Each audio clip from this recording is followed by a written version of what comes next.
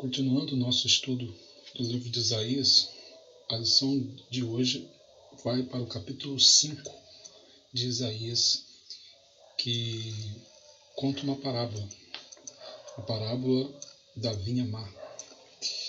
E eu gostaria de ler com vocês, especialmente o verso 7.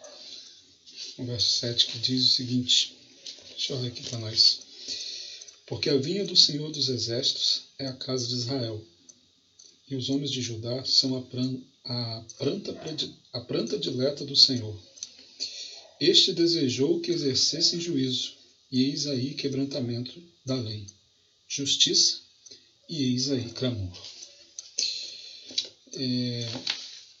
É somente nesse verso que o Senhor explica a parábola, uma parábola que fala que Deus ele havia plantado uma vinha e ele esperava que esta vinha desse uvas boas, porém elas deram uvas mais. E ele explica no verso 7 que a vinha era Israel, a casa de Israel. A casa de Israel que ele colocou ali, que ele tirou da terra do Egito, que ele tirou da casa da servidão, com braço forte, mão poderosa, e ele colocou ali na terra prometida para que Israel se tornasse uma luz para o mundo, para que Israel levasse o conhecimento do Senhor para todos os povos. Desde Abraão, se você quiser conferir lá em Gênesis 12, você vai ver que Deus ele escolheu Abraão para que através da descendência de Abraão todas as famílias da terra fossem abençoadas. E quando ele tira Israel do Egito e coloca ali, era o objetivo de Deus abençoar o mundo inteiro com o conhecimento que Israel tinha a respeito dele. Deus esperava que Israel desse uvas boas. Porém, Israel se afastou do Senhor. Israel disse não para Deus. Se envolveu em idolatria, em prostituição com outros deuses. E aí, a palavra de Deus diz que deu uvas bravas, ou bravas, uvas bravas. Que no hebraico, a nossa lição vem dizendo que significa coisas estragadas. Isso mesmo. Israel deu para Deus coisas estragadas. No versículo 4, Deus faz a seguinte pergunta, Isaías 5, verso 4. Que mais se podia fazer a minha vinha que eu não tenha feito? Ou seja, Deus fez tudo para salvar Israel, tudo para evitar o cativeiro, tudo para que Israel reconhecesse a Ele como Deus. Olha a resposta de Deus nos versículos 5 e 6. Pois eu lhes digo o que vou fazer com a minha vinha. Derrubarei sua cerca para que ela seja transformada em pasto. Derrubarei o seu muro para que seja pisoteada.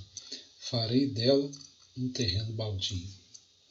Sabe, meu querido amigo, minha querida amiga, o nosso Deus, quando nós pecamos contra Deus, Ele não nos abandona. Deus não nos abandona. Ele não se retira de nós. Ele não retira a sua proteção, nos entregando à destruição. De forma alguma.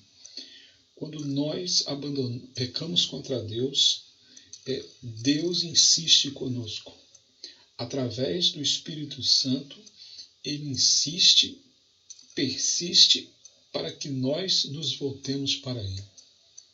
Ele cuida, Ele prepara oportunidades para que nós consertemos a nossa vida com Jesus. Mas é claro, Deus ele respeita o nosso livre arbítrio, ou seja, o nosso direito de escolher. E se nós insistirmos em nos afastar de Deus, se nós continuarmos dizendo não para Deus, Ele vai respeitar a nossa escolha. E é perigoso isto, é muito perigoso, porque quanto mais nós pecamos contra Deus, mais nós vamos cauterizando a nossa mente. E pode ser que em algum momento de nossa vida nós cometamos o que Jesus chama de o pecado contra o Espírito Santo, que é quando nós deixamos de reconhecer a nossa pecaminosidade, a nossa necessidade de Deus. E aí aquilo que é pecado se torna uma coisa comum para nós. Ou seja, nós praticamos o pecado como se isso fosse uma coisa normal. A pessoa que comete o pecado contra o Espírito Santo, ela não sabe o que está cometendo, porque ela não sente a necessidade de arrependimento. Ela não consegue mais ouvir a voz do Espírito. Se você está aqui conosco assistindo esse vídeo, e talvez você nesse momento tenha se perguntado, será que eu cometi o pecado contra o Espírito Santo? Será que eu não consigo mais ouvir a voz de Deus? Eu tenho uma boa notícia para você. Se você está se perguntando isso, é porque exatamente você ainda escuta a voz de Deus. Então, como disse o apóstolo Paulo, hoje, se ouvirdes a voz do Espírito, não endureçais o vosso coração. Então, eu quero convidar você. Eu não sei o que te afasta de Deus. Eu não sei qual é o pecado que você insiste nesse pecado e isso vai te afastar de Deus. Mas eu convido você a orar a Deus, pedindo que o Espírito Santo grite ao seu coração. E mais ainda, que o Espírito Santo lhe dê o poder para vencer este pecado, o poder para fazer a vontade de Deus, o poder para andar nos caminhos do Senhor. Ore comigo neste momento. Nosso Deus, queremos pedir neste momento o poder do Espírito Santo na nossa vida.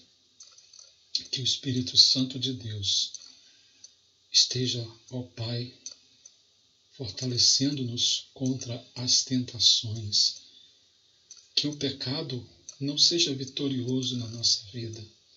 Que o pecado não tenha a palavra final na nossa vida. Mas que o Espírito Santo de Deus nos purifique e nos cele para o grande dia do Senhor Jesus Cristo.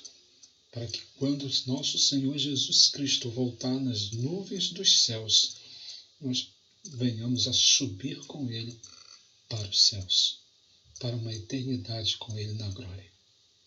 Oramos em nome de Jesus. Amém. Que o Senhor Espírito Santo esteja com você.